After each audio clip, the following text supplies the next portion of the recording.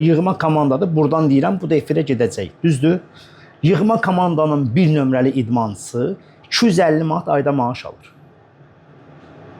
Vüqar müəllim, gedəyim biz özümüz, iki qardaş, oturaq, yemək yeyək, bir çay içək. Normal bir restoranda otursaq, bir 200 manata yaxın gələcək.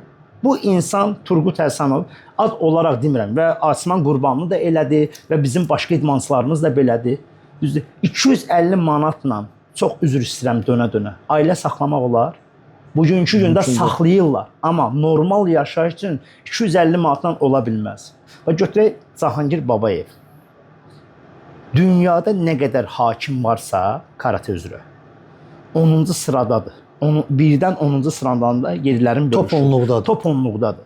Bu hakim bugünkü gündə Respublika çempionatı olanda baş hakim sayılmır.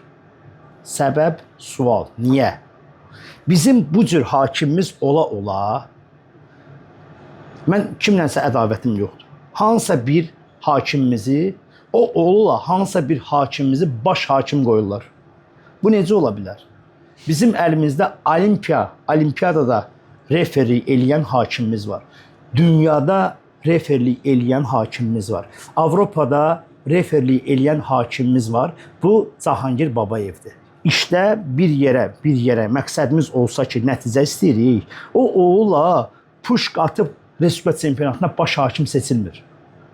Əgər mən nəyisə səhv deyirəmsə, bu verilişdir. Verilişdən sonra yenə mənə zənglər gələcək, ola bilsin. Və yaxud artıq Loril dedim ki, mənim başımı buraxıblar, zəng eləməyəcəklər. Bilirlər ki, yenə zəng eləyəcəklər, danışacaqlar, çıxıb başqa verilişdə yenə dediyimi deyəcəm də. Mən kimdənsə çəkinmirəm, həmişə düzgünlüyü tələb edirəm. Mən də insanam, mən də əstağfurullah, peyğəmbər deyiləm, mənim də səhvlərim var, nöqsanlarım var. Amma hər addımı atanda fikirləşirəm.